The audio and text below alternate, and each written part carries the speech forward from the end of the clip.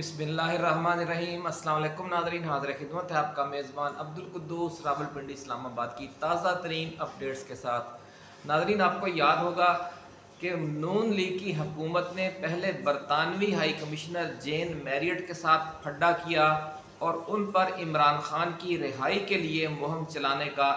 इल्ज़ाम लगाकर उनके खिलाफ सोशल मीडिया मुहिम लॉन्च करवाई। अब चीन के सफ़ीर जियांग जीडोंग के साथ फड्डा शुरू कर दिया है और उन्हें दफ्तर खारजा तलब करके जो वाक़या पेश आया था इसहाक डार के साथ, उनका पाकिस्तान में चीनी बाशिंदों के ख़िलाफ़ जो दहशत गर्दी के वाक़यात पेश आ रहे हैं उस तनाजुर में, उसकी वजह से अब उल्टा चोर कोतवाल को डांटे वाला मामला है और चीन के सफ़ीर को दफ्तर खारजा तलब करके शदीद एहतजाज किया गया है। ये दिन भी हमने देखने थे कि पाकिस्तान ने बरतानिया और चीन के सफ़ीरों के ख़िलाफ़ एहतजाज करना था और उन्हें मुल्क से निकल जाने का हुक्म देने का खौफ दिलाकर सोशल मीडिया मुहिम लॉन्च करनी थी। ये 3 माह के दौरान जो पाकिस्तान की जो 2 सबसे करीबी सुपर पावर्स दोस्त हैं उनके साथ ये हुकूमत ऐसा खौफनाक सलूक कर चुकी है। सदर जरदारी का जो दौरा चीन है वो भी अब हंगामी तौर पर मुलतवी कर दिया गया है और बहाना ये बनाया गया है कि सदर जरदारी का जो पाँव स्लिप हो गया है और उस पर प्लस्तर चढ़ा दिया गया है, इसलिए अब वो 1 माह तक दुबई में ही मकीम रहेंगे। लेकिन ज़राए कहते हैं ऐसा नहीं है, वो अगले हफ्ते वापस आ रहे हैं। पाँव ज़रूर स्लिप हुआ था लेकिन इतनी भी बात नहीं है जितनी बढ़ा दी गई है, यानी बात का बुतंगड़ बनाकर इस हिफ़्फ़त को मिटाने की कोशिश की गई है, क्योंकि अचानक ही पाकिस्तान और चीन के ताल्लुकात इसहाक डार ने बहुत बड़ी बोंगी मारी है और उसके ऊपर यानी सवा सत्यानाश शहबाज हुकूमत ने कर दिया कि चीनी सफ़ीर को दफ्तर खारजा तलब करके फिर सख्त एहतजाज भी शुरू कर दिया। तो इस सारे मामले की तफसील भी आज हम आपके साथ शेयर करेंगे, लेकिन उससे पहले इमरान खान की जो रिहाई के हवाले से हमने आपको ख़बर दी थी कि अमरीकी आम इंतखाबात से पहले ये हो सकती है, तो इस हवाले से आज एक बड़ी पेशरफ्त हुई है नाज़रीन। इस्लामाबाद हाई कोर्ट ने बानी PTI इमरान खान की दरख्वास्त ज़मानत पर तमाम एतराज़ात दूर करते हुए उसे पीर 4 नवंबर को दोबारा समाअत के लिए मुकर्रर कर दिया है। बड़ी खबर है नाज़रीन, आपने सुन ली होगी। मज़ीद तफसीलात जिन दोस्तों ने नहीं सुनी उनके लिए हम अर्ज़ कर देते हैं कि पीर 4 नवंबर को दोबारा समाअत के लिए मुकर्रर कर दिया गया है इमरान खान की दरख्वास्त ज़मानत को तोशाखाना 2 केस में। बाकी केसेस में तो आप जानते ही हैं कि ज़मानतें हो चुकी हैं। बुशरा बीबी की ये आखिरी ज़मानत रहती थी, वो भी इस केस में ज़मानत पर रिहाई के बाद पहले पेशावर गई और अब लाहौर ज़मान पार्क पहुंच चुकी हैं। नाज़रीन, आपको याद होगा कि हमने ये ख़बर दी थी कि अमरीकी सदर बाइडन और नायब सदर कमला हैरिस के मुमकिना हुक्म के पेश नज़र हुकूमत 5 नवंबर तक यानी अमरीकी सदारती इंतखाबात और ईवान नुमाइंदगान के इंतखाबात तक इमरान खान की रिहाई के हवाले से रेड अलर्ट रहेगी, क्योंकि 62 अमरीकी अरकान कांग्रेस का शदीद दबाव है और 5 नवंबर के इलेक्शन में खुद कमला हैरिस की अपनी जीत भी दाव पर लगी हुई है। इसलिए ज़राए का दावा था उन दिनों में और अब भी है कि इमरान खान की जो रिहाई है वो 4 नवंबर को अमल में आ सकती है। उस रोज़ यूँ समझ लें कि पाकिस्तान में 4 नवंबर होगा तो अभी वहाँ पर 3 नवंबर ही ख़त्म नहीं हुआ होगा, यानी उनके आम इंतखाबात से कम अज़ कम 30-40 घंटे पहले इमरान खान की रिहाई अमल में आ जाएगी। और जो पाकिस्तानी कम्यूनिटी से वोट लेना चाहते हैं डेमोक्रेट्स पार्टी वाले, ईवान नुमाइंदगान यानी जो उनके MNAs हैं और जो उनकी सदारती उम्मीदवार है कमला हैरिस, उनको इससे सपोर्ट मिल सकती है, क्योंकि जो 2 रियासतें हैं पेंसिल्वेनिया और मिशिगन, वहाँ मामला अड़ा हुआ है और वहाँ पर पाकिस्तानी वोटर्स और मुसलमान वोटर्स की बड़ी तादाद है। तो वहाँ पर समझ लें कि 0.2, 0.5, 0.1 फ़र्क चल रहा है। जो भी उम्मीदवार पेंसिल्वेनिया और मिशिगन में से जीत गया और यहाँ की 16 और 19 یہ سمجھ لیں کہ 35 نشستیں وہ لے گیا تو وہ یہ امریکی صدارتی الیکشن جیت جائے گا. وہاں پر اس طرح نیک ٹو نیک مقابلہ چل رہا ہے. تو اسی تناظر میں ہم نے بڑی ڈیٹیل سے امریکی الیکشن کو ڈسکس کیا تھا. جن دوستوں نے نہیں دیکھا جا کر دیکھ لیں. تو اسی تناظر میں اب ہماری حکومت نے تیاری کر کے رکھ لی ہے. اگر دوبارہ فون کال آئی تو یہ رہائی عمل میں آ جائے گی. حکومت اور اسٹیبلشمنٹ کی طرف سے اشارہ دے دیا جائے گا اسلام آباد ہائی کورٹ کو. اگر انہوں نے دوبارہ سخت فون کال کرنا مناسب نہ سمجھی اور انہوں نے دیکھا کہ ہم یا تو بالکل ہی ہار رہے ہیں یا بالکل ہماری جیت پکی ہے تو شاید پھر وہ دوبارہ کال نہ کریں. تو یہ صورتحال ہے. بہرحال انہوں نے تیاری پوری کر کے رکھ لی ہے کیونکہ پہلے ایک ریکویسٹ آ چکی ہے جس کو انہوں نے گول مول کر کے وقت کو ٹالنے کی کوشش کی ہے. کوشش ان کی یہی ہے کہ رہا نہ کرنا پڑے. اس حوالے سے ہم نے آپ کو بتایا تھا کہ کچھ لوگ اتنے خود غرض ہوتے ہیں کہ اپنے 2-4 کلو گوشت کے لیے کسی دوسرے کی پوری بھینس ذبح کروا دیتے ہیں. تو اس لیے یہ اسی سوچ کی یہ اسیر ہیں نواز شریف, شہباز شریف اور زرداری کہ انہیں اپنے مخالف عمران خان کو جیل میں رکھنے کی ضد ہے یا خوف ہے. اس کے چکر میں یہ امریکی صدارتی الیکشن اور کتنے ایم این اے جو ان کے ایوان نمائندگان کے ارکان ہیں اور سینیٹرز ہیں ان کو یہ الیکشن ہروانے کے لیے یہ تیار ہے. خود یہ تھوڑی سی تکلیف برداشت کرنا نہیں چاہتے, سیاسی تکلیف جو انہیں آئے گی عمران خان کی رہائی سے. تو ناظرین, ذرائع کا یہ دعویٰ ہے کہ 4 نومبر کو رہائی کے بعد عمران خان زمان پارک جانا چاہتے ہیں اور اسی لیے بشرا بی بی کو بھی انہوں نے زمان پارک جانے کا کہا ہے اور وہ پشاور سے واپس زمان پارک جا چکی ہیں. ناظرین, اسلام آباد ہائی کورٹ میں عمران خان کی درخواست ضمانت کی سماعت آج جسٹس میاں گل حسن اورنگزیب نے کی اور درخواست گزار عمران خان کے وکیل سے کہا کہ آپ کی درخواست پر رجسٹرار آفس کے اعتراضات ہیں. عمران خان کے وکیل نے کہا کہ بشرا بی بی کو اس کیس میں ضمانت دی جا چکی ہے. بانی پی ٹی آئی پر بھی وہی الزام ہے. جسٹس میاں گل حسن اورنگزیب نے کہا کہ وہ تو عورت تھی, یہ مرد ہے, رول آف کنسسٹنسی کیسے ہو سکتا ہے.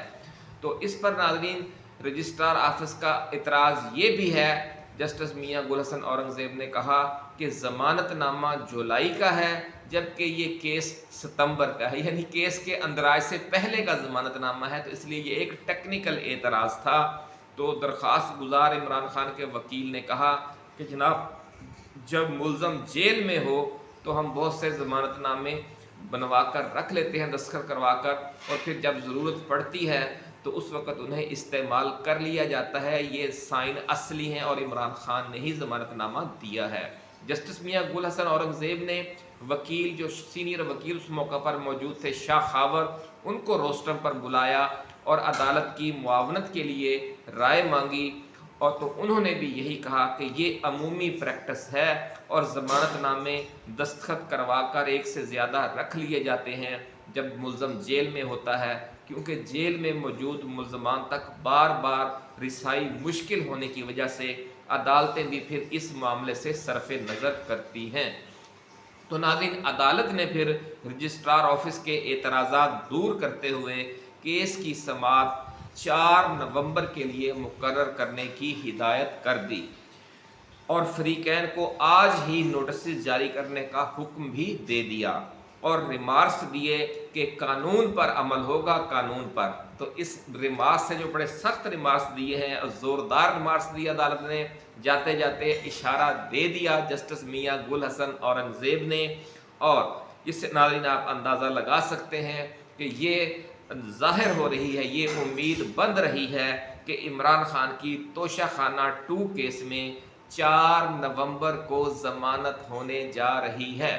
تو ناظرین, پیر 4 نومبر کو وہ جیل سے باہر ہو سکتے ہیں اور اس حوالے سے سمجھ لیں کہ پی ٹی آئی کے جو حلقے ہیں ان میں سمجھ لیں خوشی کی لہر دوڑ چکی ہے اور زمان پارک میں بھی صفائیاں شروع ہو گئی ہیں. تو ناظرین, اب چلتے ہیں جو چین کے معاملے میں جو ہمارے محترم المقام عظیم وزیر خارجہ ہیں جناب اسحاق ڈار, انہوں نے جو بہت بڑی بونگی ماری ہے اس کی کچھ تفصیل سن لیں. چین کے جو سفیر ہیں جیانگ جی ڈونگ, انہوں نے پاک چین تعلقات کے حوالے سے ایک سیمینار سے خطاب کیا اور اس سیمینار کا انعقاد کیا تھا مشاہد حسین کی جو NGO ہے اس نے، پاک چائنا انسٹیٹیوٹ کے نام سے۔ یہ مختلف تقریبات بھی کرواتی ہے، ریسرچ بھی کرتی ہے پاک چین تعلقات کے حوالے سے، اور پاک چین تعلقات کے حوالے سے رائے عامہ بھی ہموار کرتی ہے۔ یہ تو تقریب ہے وہ چین کے 75ویں قومی دن کے حوالے سے تھی، اور اس میں جو وزیر خارجہ اور ڈپٹی وزیر اعظم ہیں جناب اسحاق ڈار بھی مدعو تھے۔ تو حکومت کی اعلیٰ سطح کی جو نمائندگی تھی اس کی موجودگی کے پیش نظر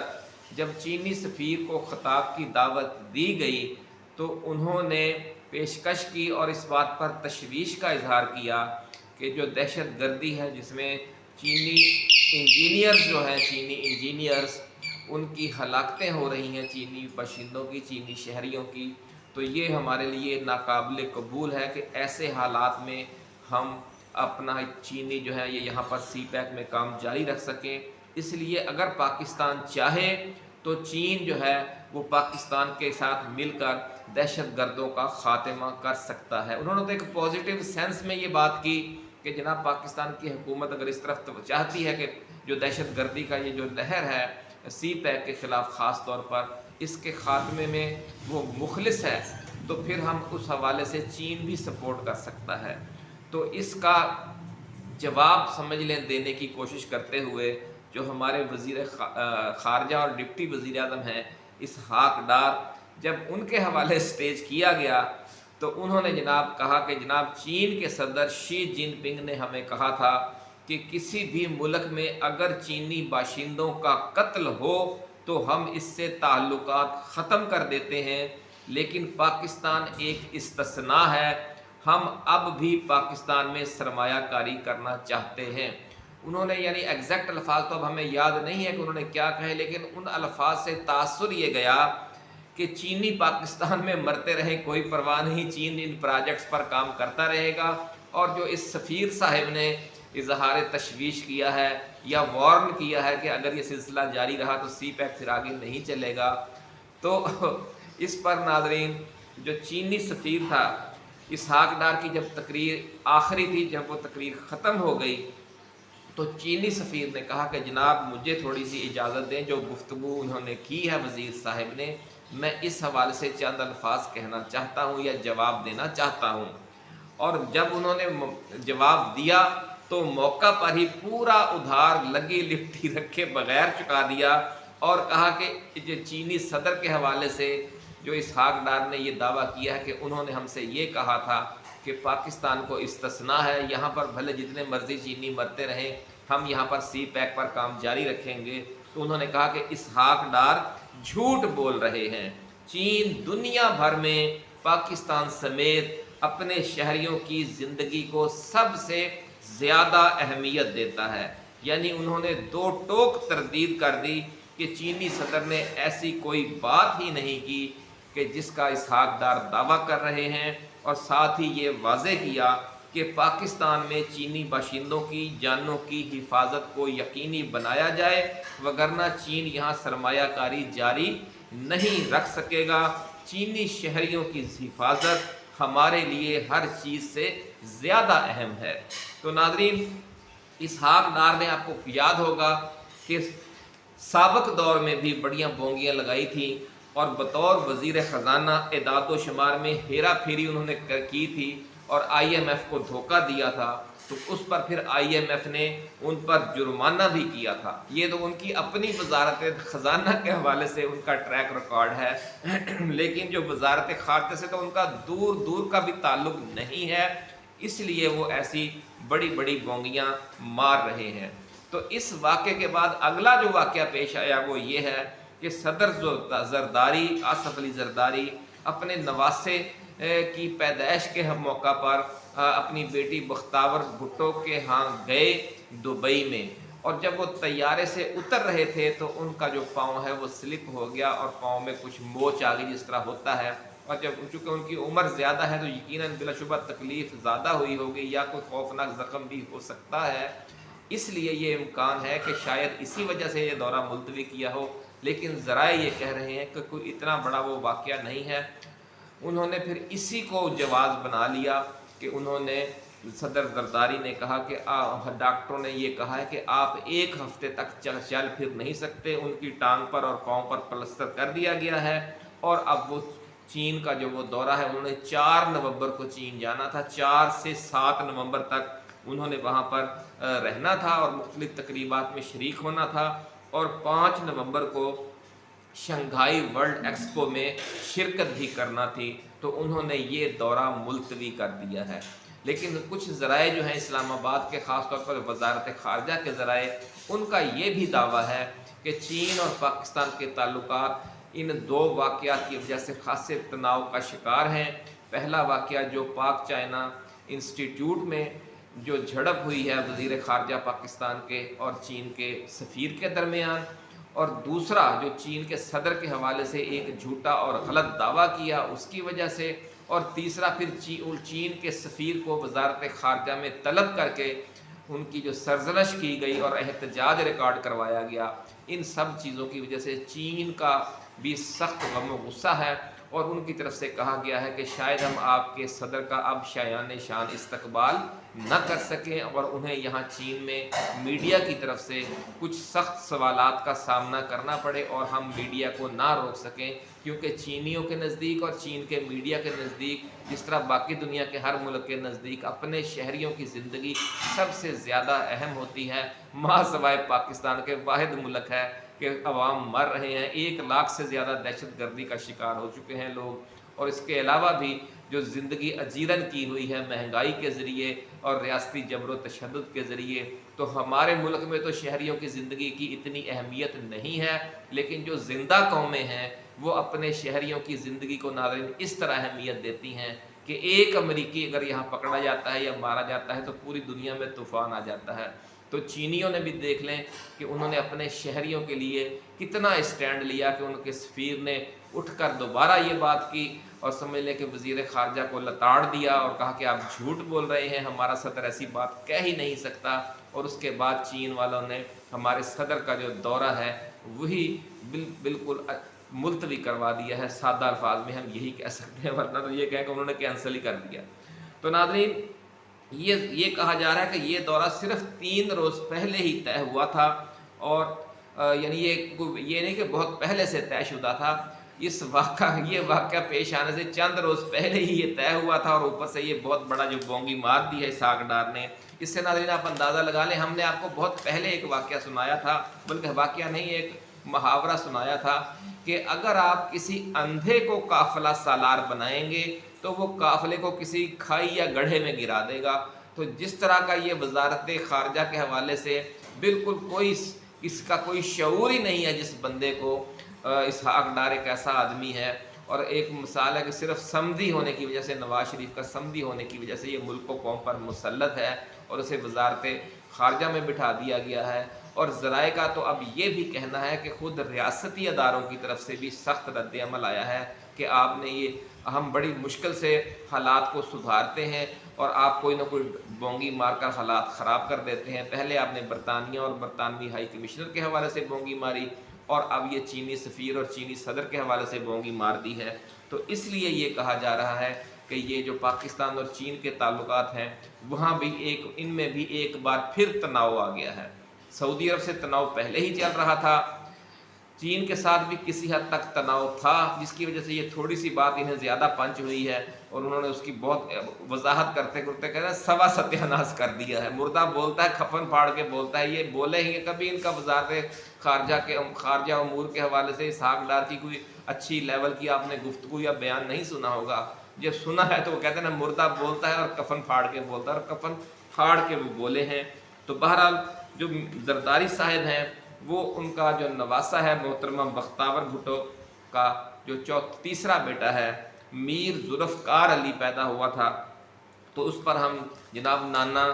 آصف علی زرداری صاحب کو بھی اور جو ماموں صاحب ہیں جناب بلاول بھٹو زرداری، ان دونوں کو مبارکباد دیتے ہیں۔ اور یہ جو بیٹی اور داماد کے پاس اب زرداری صاحب کا جو قیام ہے وہ کچھ طویل ہو جائے گا. چلو اس کا نقصان بھی ہوگا, جو بچے ہیں چھوٹے وہ خوش ہوں گے کہ نانا ابو جو ہیں یہ اب زیادہ دن رہ کر جائیں گے ہمارے گھر میں. ایک اور جاتے جاتے خبر سن لیں ناظرین کہ عدالت سپریم کورٹ نے یہ کہہ دیا ہے, ذرائع کا کہنا ہے, اور جو ہمارے بڑے سینئر یوٹیوبر ہیں اور اینکر پرسن جناب ہارون الرشید صاحب, انہوں نے یہ خبر دی ہے کہ آئینی بینچ کی عدم موجودگی میں بھی جو عدالت ہے وہ اپنا اختیار استعمال کرے گی, اور 26ویں آئینی ترمیم کے خلاف سندھ ہائی کورٹ نے بھی جو درخواست تھی اسے 2 ہفتوں میں اس درخواست پر اٹارنی جنرل سے جواب طلب کر لیا ہے. بہرحال 8 تاریخ کو جوڈیشل کمیشن کا جو اجلاس بلایا گیا ہے وہ بہت اہم ہے, اور تمام اہم فیصلے اور تمام اہم جو چیزیں ہیں وہ 5 نومبر کے عام امریکی انتخابات کے بعد رکھے گئے ہیں. ہم اس پر ویڈیو بنا چکے ہیں. یہ واحد اہم واقعہ ہے یا اہم چیز ہے جو 5 نومبر سے پہلے رکھی گئی ہے, وہ عمران خان کی درخواست ضمانت کی سماعت ہے. تو اس سے بھی اندازہ لگایا جا سکتا ہے کہ اس حوالے سے کوئی بڑی پیش رفت ہو سکتی ہے, اور جو یہ کہا جا رہا ہے کہ عمران خان کی بھی رہائی ہونے والی ہے, اس میں بڑی حد تک صداقت بھی نظر آ رہی ہے. جو بھی تازہ صورتحال ہوگی ہم آپ کے لیے لے کر آئیں گے. اجازت دیجیے, اللہ حافظ. پاکستان زندہ باد.